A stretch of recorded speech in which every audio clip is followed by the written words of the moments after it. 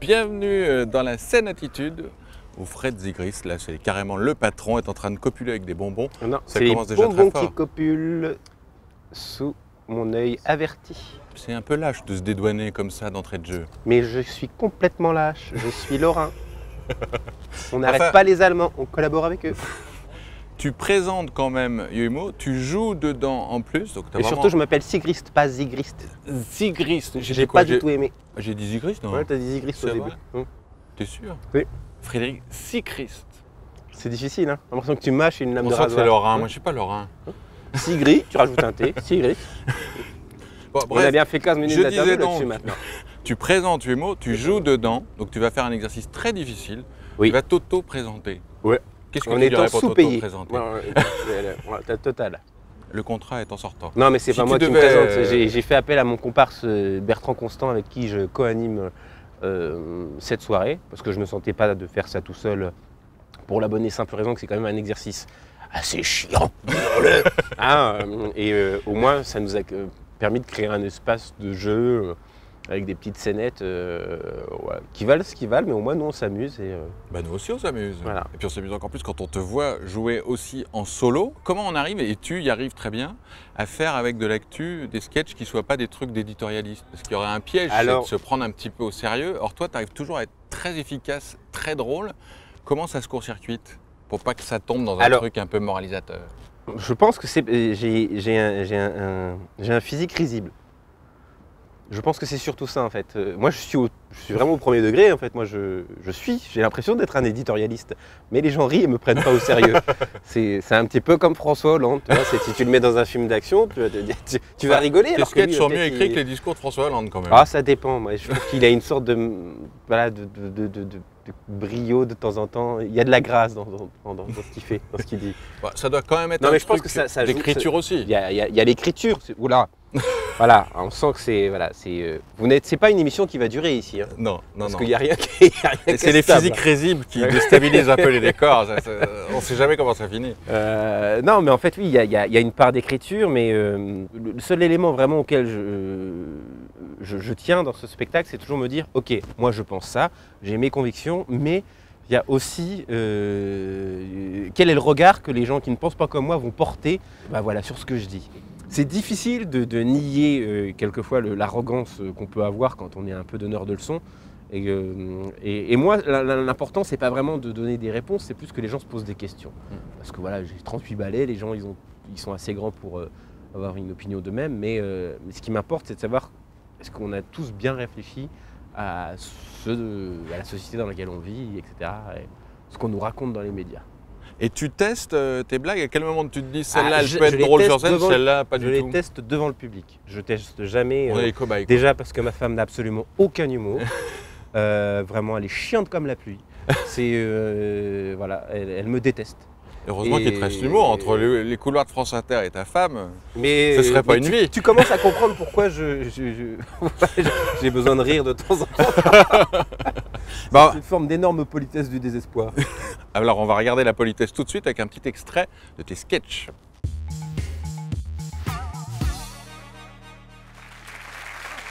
Si encore il y avait que Hollande qui était inquiétant, mais non. Parce que là, fort de tout ça, Hollande va à la télévision, et quelle est sa réponse quand on lui demande dans quel état est le pays?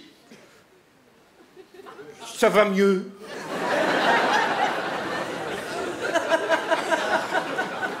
Non mais t'es sérieux là? Si, ça va mieux. Le pays va beaucoup mieux. Mais t'es fou.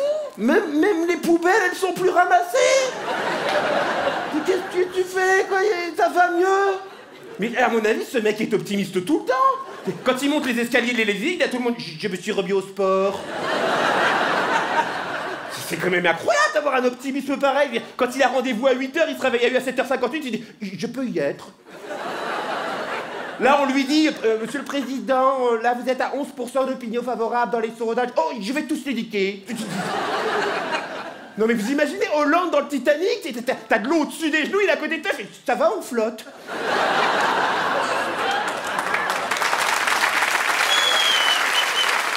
C'est complètement faux. Non, mais c'est incroyable, pourquoi dire ça? Manuel Valls aussi, Manuel Valls, c'est extrêmement inquiétant. Tout le temps comme ça. Pareil qu'il a les dents du bas qui ont commencé à fusionner avec celles du haut tellement ça fait longtemps qu'il a pas souri. C'est incroyable. Il s'est embrouillé depuis qu'il est ministre avec tout le monde. Il s'est pris la tête avec Dieudonné, Christiane Taubira, Emmanuel Macron, maintenant Philippe Martinez de la CGT. Il y a des mouches à merde qui recherchent moins la merde que Manuel Valls. Le mec s'est fâché avec tout le monde, c'est un truc de fou. Ah, en même temps, je comprends qu'il a surtout été déçu avec la contestation liée à la loi travail. Quand il a vu tous ces jeunes qui descendaient dans la rue, moi aussi, j'avoue, ça m'a un petit peu surpris, parce qu'il y avait quand même des revendications bizarres. J'ai vu des jeunes qui étaient opposés au plafonnement des indemnités prud'homales. Et c'est là qu'on voit qu'on est un peuple quand même extrêmement optimiste. C'est-à-dire que les jeunes, ils n'ont même pas encore trouvé de boulot. Ils sont déjà en train de se demander combien ils vont toucher quand ils vont se faire virer.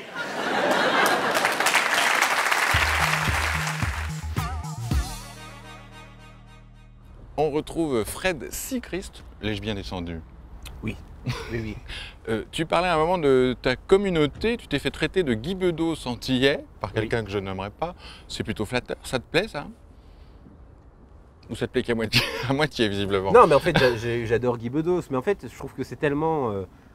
tu vois, c'est comme quand Gaspard Proust est apparu, c'était le nouveau des proches, mais le mec qui est mort, enfin, je veux dire, il laissait-le tranquille quoi.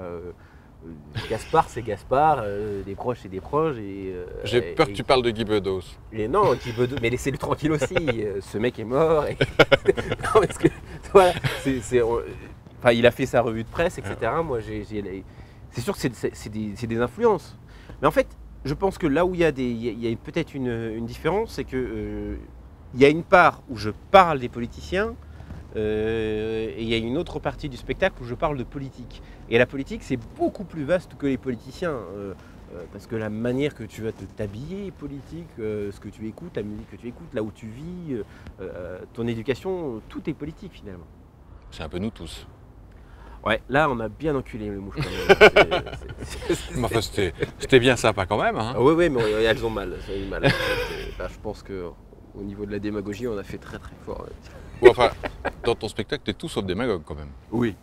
Heureusement. Mais là j'ai senti en fait, j'ai une alerte à certains moments. Je me dis, tiens, tu t'entends, on dirait Jean-Jacques Goldman. Bon, t'es pas encore mûr pour les enfoirés si je comprends bien. Non. Mais t'es déjà mûr pour être un bel enfoiré sur scène. Exactement. Ça, c'est déjà très bien. Bah, merci d'être passé merci par à la toi scène d'avoir Attitude. invité. Et logiquement là vous allez maintenant interviewer mon comparse Bertrand. Ça c'est bien possible, je Et crois que vous va faites être à peu beaucoup près plus tout long comme ensemble. interview. Il n'y a pas grand chose à dire, il a beaucoup de temps. Non mais il va nous filer plein de trucs sur toi que t'as pas voulu nous dire. Non, il n'est pas généreux, il a pas... non, il est pas généreux. Bon bah merci Fred, à bientôt. De rien, à bientôt. Ciao. Au revoir.